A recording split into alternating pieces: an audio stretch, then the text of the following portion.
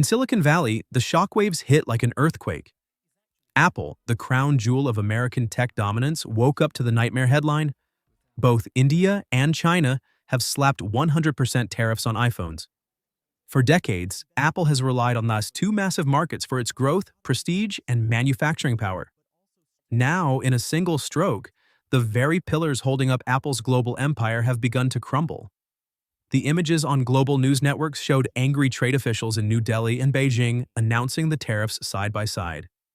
In India, government spokesmen blamed unfair U.S. trade practices and Washington's technology sanctions on Chinese companies. In Beijing, officials called it retaliation for years of restrictions on Huawei, TikTok, and other Chinese tech giants. Together, the two largest smartphone markets on Earth had drawn a line in the sand, and Apple was the first casualty. For years, Apple enjoyed a golden era in Asia. China was not only Apple's manufacturing hub, but also one of its fastest-growing markets. Shoppers in Shanghai lined up overnight to buy the latest iPhones, and Apple's partnership with Chinese suppliers made it one of the most profitable companies in history. India, meanwhile, was Apple's next big dream. With over 1 billion people and a rapidly growing middle class, Apple invested billions to expand its footprint, even moving some iPhone production from China to India to reduce dependence on a single country. But trade wars and geopolitics have turned that dream into a nightmare. The U.S. has imposed restrictions on Chinese technology companies, cut off semiconductor supplies, and pressured allies to ban Chinese telecom equipment. India, caught between Washington and Beijing, faced its own disputes with the U.S. over tariffs on steel, agriculture, and digital trade. Now both countries have decided to fight back, using Apple as the most visible target. The consequences were immediate. Apple's stock price plummeted within hours, wiping out tens of billions in market value. Analysts warned that losing access to China and India could slash Apple's global sales by 30 to 40% in a single year. Manufacturing costs would skyrocket as Chinese suppliers faced retaliation for continuing to work with Apple. Indian factories assembling the latest iPhones suddenly found themselves producing devices priced far beyond the reach of local consumers because of the tariffs. For American policymakers, this is a strategic and economic disaster. Apple is more than just a company. It is a symbol of U.S. technological dominance. The iPhone represents American innovation, global supply chains, and soft power all rolled into one sleek device. By targeting Apple, India and China have sent a message that U.S. sanctions and tariffs will not go unanswered. Inside Apple's Cupertino headquarters, emergency meetings stretched late into the night. Executives debated whether to lobby Washington for a trade compromise or accelerate production shifts to Vietnam and other countries. But even if manufacturing moves elsewhere, the loss of China and India as consumer markets is a blow that cannot be easily repaired. Together, these two nations represent nearly 3 billion people, almost 40% of the world's population. A smartphone giant cannot afford to be locked out of markets that size, and the timing could not be worse.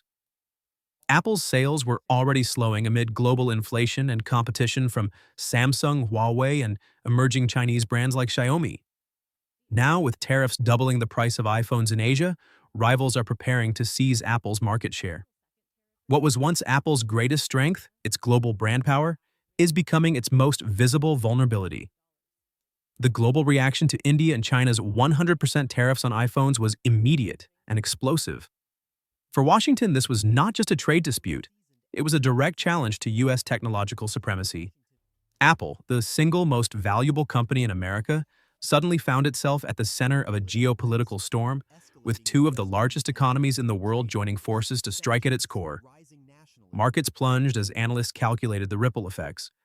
The iPhone is more than a gadget. It is a $200 billion a year global ecosystem. App developers, accessory makers, logistics firms, and retailers all rely on Apple's supply chains. With tariffs doubling prices in China and India, consumer demand collapsed overnight. In Beijing, the iPhone shifted instantly from a status symbol to a luxury few were willing to pay for. In Mumbai, shopkeepers reported canceling orders as customers turned to cheaper Chinese alternatives. But the impact goes far beyond sales figures. For years, Apple used China as its manufacturing hub, relying on companies like Foxconn and Pegatron to assemble hundreds of millions of devices annually. Now Beijing is hinting at restrictions on component exports, threatening the entire supply chain. Even India, where Apple recently moved some production to reduce dependency on China, is signaling that tax breaks and incentives may disappear if U.S. trade policies remain hostile. Meanwhile, Chinese smartphone giants like Huawei and Xiaomi are celebrating. With Apple suddenly priced out of reach, local brands are seizing market share. Huawei, once crippled by U.S. sanctions, is experiencing a resurgence, unveiling 5G phones that undercut Apple on both price and performance. Indian companies, too, are exploring partnerships with Chinese firms to flood the market with cheaper alternatives. Financial systems are reacting as well. China and India are reportedly considering pricing Apple products in local currencies instead of US dollars if sales ever resume, another symbolic blow to America's financial dominance. The US dollar has long been the backbone of global tech trade. Any shift away from it sends shivers through Wall Street. For Washington, the message is unmistakable. Weaponizing trade comes with consequences. By targeting Chinese and Indian tech firms, the US opened the door for retaliation. And by choosing Apple, the pride of Silicon Valley, as the target, Beijing and New Delhi ensured maximum political and economic pain. In Europe, reactions are split. Some EU officials quietly criticize Washington for escalating trade wars that now threaten Western companies. Others fear that if Apple can be targeted today, European firms like Nokia or Ericsson could be next if relations with Asia deteriorate further. What began as a dispute over tariffs is turning into a reordering of global tech alliances. China and India, once rivals for Apple's investment, are now united in showing that U.S. tech giants are no longer untouchable.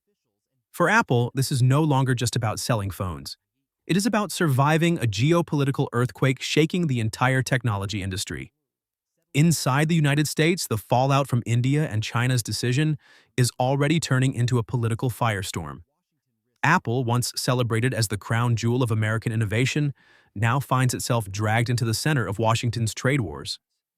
Lawmakers are demanding answers from both the White House and Apple's executives. How did the world's most valuable company become so vulnerable that two foreign governments could threaten its entire business model overnight? On Wall Street, the panic is spreading. Apple's stock, long considered one of the safest bets in the market, has lost hundreds of billions in value in just days. Pension funds, mutual funds, and retirement accounts across America are feeling the sting as Apple's collapse drags down the entire tech-heavy NASDAQ. Analysts warn that if tariffs stay in place for even 6 months, Apple could lose its position as the world's most valuable company, a title it has defended for over a decade.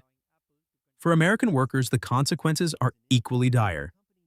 Apple may design its products in California, but its supply chain employs hundreds of thousands indirectly through shipping, logistics, app development, and retail.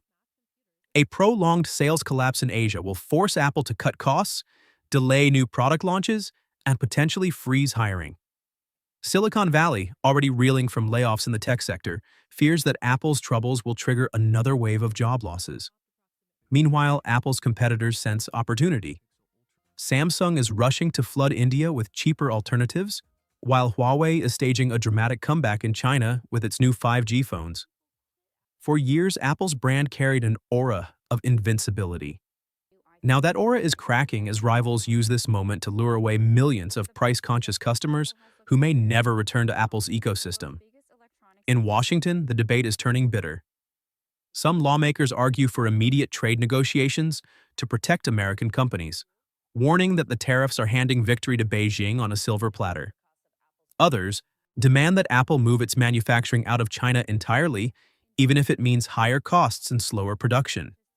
The Biden administration faces a dilemma: back down on tech restrictions against China and risk looking weak, or hold firm and watch Apple bleed market share in the world's fastest-growing economies. The larger picture, however, is even more unsettling. This is no longer just about Apple or even smartphones.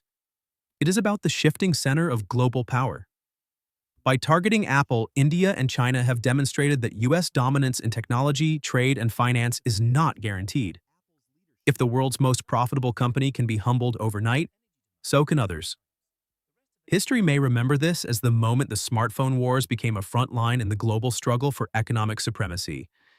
And if Apple cannot recover, this will not just be a corporate crisis, it will be a turning point in the balance of power between East and West.